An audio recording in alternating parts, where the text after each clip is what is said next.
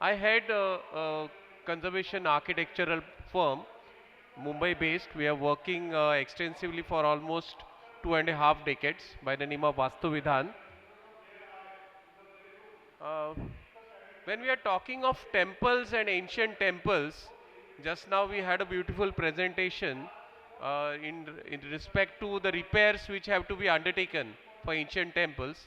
Uh, we have got a chance to work on various temples in Maharashtra and in Goa, and I'm going to put forward a quick few case studies through my slides. The points which, when I have been dealing with temples while restoring them, the main aspects which I have put forward here is reinstating the essence or the ethos of the temple.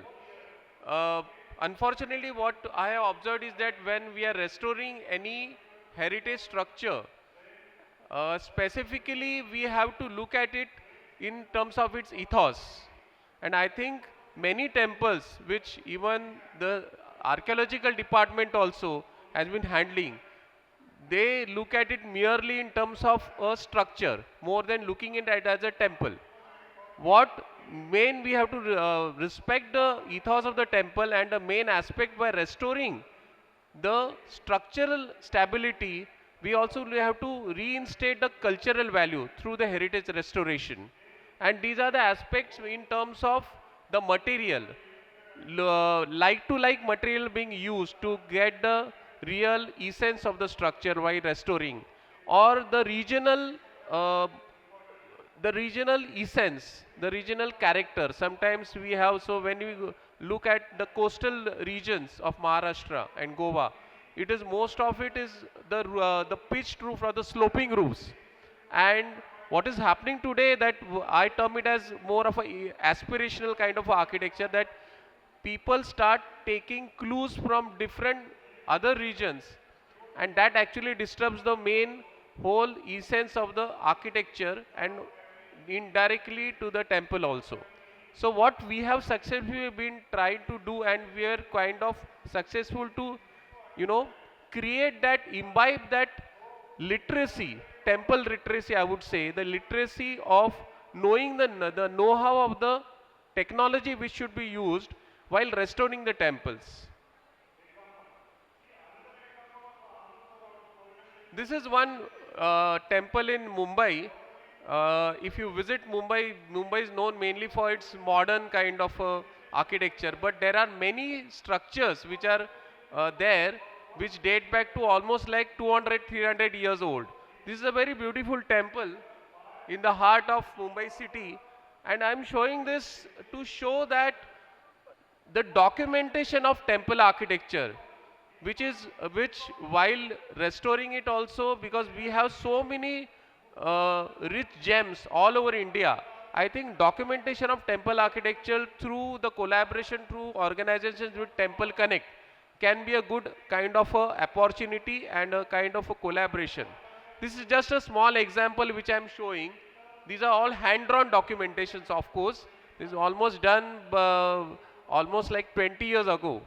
But I think going back to the old school for documentation and then digitizing them also can be a way ahead. What documentation does actually is understanding the main essence of the architecture and the different kind of characters and the styles and the confluences in styles also. For example, if you see this temple, this is mainly termed as a Deccan architectural style, where you prevalently you find it in the region of Maharashtra. This I am presenting to you as a case study. Almost like 2 years ago, we completed this prestigious project in Goa, Shree Saptakoteshwar restoration. Mainly the aspect, Sri Saptakoteshwar is a very historic temple. It has a historical legacy connected to Chhatrapati Shivaji Maharaj also, because he actually, after the temple was destroyed by the Portuguese by multiple destructions, it was rebuilt. Uh, in 2017, the reconstruction of Saptakoteshwar was completing 300 years, almost 350 years. Unfortunately, during the 80s, lot of incongruous repairs had occurred. So the challenge was reinstating the whole character through use of the original materials, and we extensively used a lot of traditional materials and traditional technologies, mainly the use of lime plaster, and mainly the main aspect was deconcretizing the whole temple and reinstating the original aspect. So this is more of the historical references or the research which we undertake when we look at any historic place. And when it is a temple, it has multiple layers of history. So it's very necessary to understand the historical layers which would give answers to the different kind of architectural layers which have which have which are now part of the structure. This is the documented temple, and interestingly, when we went step by step, we were able to understand that the main core, the garbhagruha of the temple is rock cut, which was totally when we dismantled the plaster to see the defects, we understood that it is rock cut. So the approach to the whole project totally was different. Looking at the structure, the main superstructure, it was totally different. So this was a challenge basically. And the other interesting challenge here was the water table on which the temple is sitting. The temple is in a valley. I would really invite all of you to visit this temple. It is really serene, and it's one of the best examples of restoration which has happened in the recent years in Goa. So because of the water table, water ingress through the rising dam had destroyed lot of stone, and unfortunately the cementing or the concreting had led to lot of further deterioration. So we had to actually allow the stone to breathe.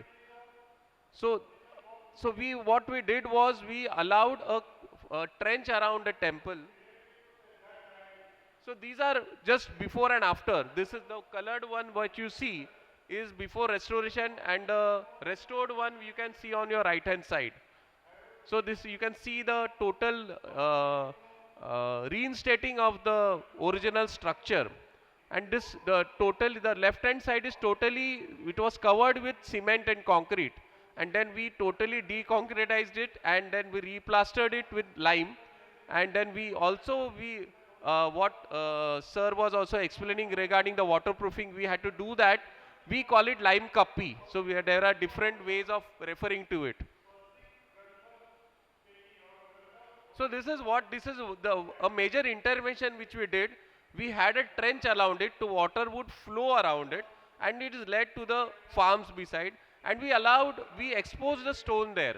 So then the breathability of the stone allowed to the whole ingress of the water, and the strength started coming back.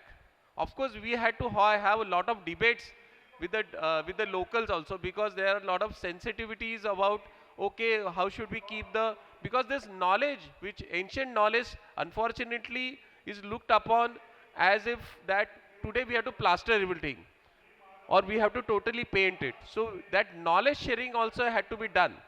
So it's not it's a tightrope walk for heritage restoration, especially in terms of temples. Another interesting aspect in this temple was the restoration of a traditional wall art, which is called Kavikala, which is prevalent in the coastal regions of Maharashtra, Goa and Karnataka. So the knowledge of this Kavikala, which is mainly what it is on the lime plaster, you apply stone paste, stone dust paste. Cow, mainly in the regions of Maharashtra, cow is stone dust, mud, and then above that you carve the motifs, and the remaining negative space is again filled with lime. Unfortunately, many temples in Goa today are only painted with enamel paint on the motifs. So this is the first time through R&D we were able to actually determine what material would be there. We put stone dust, then lime of course, then the binders were added. We even took little marble dust also, and we were able to, because there was no written document. So today I can proudly say that we were able to reinstate this, and now further to that, two more temples we are working on, where this Kavi Kalar is restored. On your left hand side, you can see a ceiling. So this is the Kavi Kala in the soffit of the Garbhagruha. So when we took out the, through poulticing, we took out the enamel paint, we found the original Kavi Kala which is 300 years old. So we have kept it like that. So many a times during restoration, the best way is to actually less intervention. So we just allowed it to be there because the enamel paint actually is acting as a protector sometimes. But today what is happening is that the people who are visiting this temple, they are not just visiting only to take darshan, they are revisiting their culture and they are taking pride in it. So one example which we did was we kept the stone wall, the rock cut stone wall on the rear side totally exposed. To understand, the people should understand what is the construction. So today is very appreciative, means almost like today also one or twice people visiting there, I get phone calls or emails just to appreciate the way this temple has been restored. So that's a very appreciative kind of a gesture we are experiencing. So this is the product what you see. It's totally lime plastered now, and afterwards actually it became a rippling effect. And in Goa today we are restoring almost like three temples. Uh, One temple trustee, Mr. Khalap, is also present here. So there I'll show you the case. We had a very interesting case there. So this is Shree Saptakoteshwar for you. I today again invite you all actually to visit this temple. By the way, one small thing, the dome which you see here, it was totally waterproofed with uh, brickwork, with the traditional way of corbelling. Because inside there we had to add a waterproof layer because there was total lot of cracks which had occurred. So this is 100% lime restoration which has been done. These are the accolades which we got from the government, from the Honorable Chief Ministers of Goa, the Home Minister, the Prime Minister. It was really a celebrated moment. So temple heritage actually doesn't stop at restoring old temples. I think we as architects sometimes get an opportunity to actually create legacies. This is one best example. So today, nowadays, unfortunately, the name of Jirnodhara, many temples actually lead to do lot of RCC construction. This is one example which we actually restored. We built this temple in Ratnagiri. This is for the JSW Energy Group. It is called the Jai Vinayak Mandir. So this is actually, we took clue from the regional architecture and the Hindu classical temple form, the plan. And we confluenced them to create this temple, which today is a tourist attraction. And it has given way to a different thought that the temples today also can be a legacy in the ancient lineage of temple architecture. So today, if you see all the elements, the ornate features and the classical temple form have a legacy of our Hindu temple architecture. Even the water bodies, even if you see the pitched roofs, we have the black stone and the laterite being used, which is traditionally used all over India, all over Maharashtra and the coastal regions. This is the Ganesha idol, which is almost 8 feet tall. The main aspect is this allowed a reinstating of the cultural values in that region. So these are some drone shots, and mind you that almost like it has become a tourist center. If you see on the left hand side, many tourists come there, they actually do paintings, they put there on the blogs. So it's very appreciative. Recently the MTDC also formally put one note on in their Instagram page saying that such temples today also can be built, which is a legacy in our ancient temple architecture. So that was an appreciative note. Another example of on the similar way, actually tomorrow it is the Prana Pratishtha of this temple is going to happen at Pune. So this is a Bhavani Mandir. So we are building, I'm a principal architect for a theme park which is coming in Pune. It is based on the lifetimes of Chhatrapati Shivaji Maharaj. So there we have built a temple which reflects all the temple architecture in the Deccan region of Maharashtra. Right from its shikhar, right from its water bodies, the whole temple. So mainly many temples in Maharashtra are in form of a fortress. So if you see, these are the conceptual kind of images which we did, and this is which is coming up today. So tomorrow it is being inaugurated. So from here directly I am flying tomorrow to be part of this ceremony. But I thought I should share this joy with you guys also. So mainly here it is also again creating a cultural value. So I think it's very important that as architects we should be ready to actually use our ancient knowledge to create such more edifices. So now coming to another interesting temple, as I said, this is a temple of Sri Shanta Durga at Dhargad in Goa. So mainly on your left hand side, what you see that the original Shikhar dome which was there 30 years or almost like 30 odd years ago, it was replaced by a RCC funnel based Shikhar dome, which actually was not having any connect with the cultural architectural form, and again it had started leaking. So after we restored the Shree Saptakoteshwar temple, many people like Mr. Khalap from the trust, they approached us, and then when we went there, we did a proper study. And the first time in Goa, actually, we reinstated the temple form of the Shikhar with the multiple kind of, it's a very unique kind of a style where you have the dome with different levels.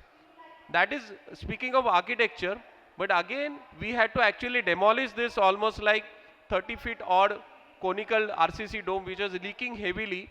We then conceptualized the structural system inside, of course that we did in steel, and then from outside we built the whole structure in laterite and plastered it with lime.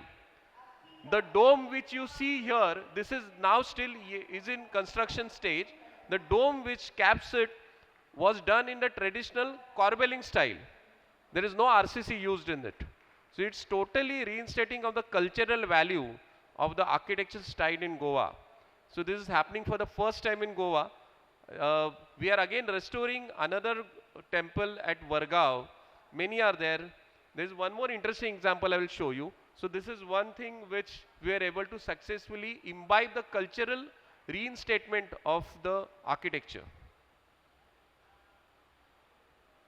This is another temple in Goa. Here actually our contribution was very different. What you see here, the blue part which you see, so it's more of a Jala Mandir. So it's dedicated to Ananta, so Sri Vishnu, and you have the Sheshashai Vishnu idol here. So around the temple you had this water channel which unfortunately through years in the past was totally closed. So we did many other repairs in the temple, but one reinstating of the cultural value that we totally connected the whole water path again through traditional methods.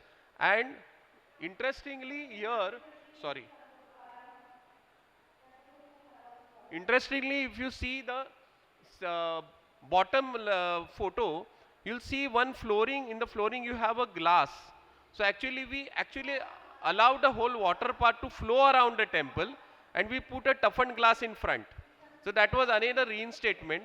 What has happened today is that people are experiencing it again in its true ethos. So I think small interventions also have today in temples allow it to be, reinstating of this cultural value.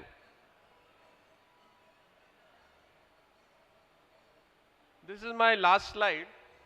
So again, coming back to Mumbai, Mumbai has one place called Banganga. which is this is the southern tip of where you have the Raj Bhavan, the governor's palace place.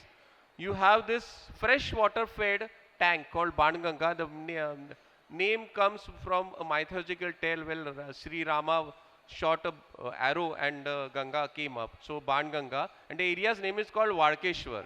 So Valuka Ishwar. So it's a grade 1 structure. It is listed in the archaeological department also.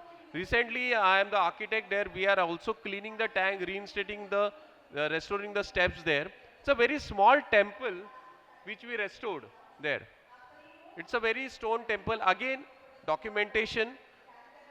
But this is very, I want to show, so all this you can see the before after structure images.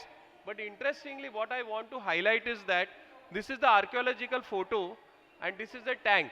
So again, a surprise element for people who you are, Mumbai being an economic capital, totally in concrete. These are small spots which you can enjoy in Mumbai. But the important thing is that heritage restoration today, mainly through lot of economics. So if you see the board here, that Nahar is a group there. Nahar is a builders group. Before the heritage listing happened in Mumbai, heritage listing, that the list came up in 1995, all the heritage structures were listed. So this group was owning this plot. So now they couldn't build anything. So there is something called a TDR, heritage TDR. So the requisite for them was to restore this temple, then the TDR gets opened out, then they can use it elsewhere. So opportunities for restoring temples can come from anywhere today. So this was a small kind of humble representation of how heritage restoration can actually be a way ahead for many temples. I think I would be representing the heritage conservation fraternity today at Temple Connect. So I think all of you can definitely you can feel free to contact me. Of course, if I am free for any observations for a few minutes. Thank you. Okay, just small slide. This is my illustration. So actually it's a tale. I think it's very important. So on a construction site, one passerby actually, he noticed some construction going on. So he asked one person, he was breaking stones. Said, what are you doing? So he grunted that, Patthar tod raha hu, I'm breaking stones. So again he saw a wall being constructed. So he asked a mason, what are you doing? So he said, I'm constructing a wall.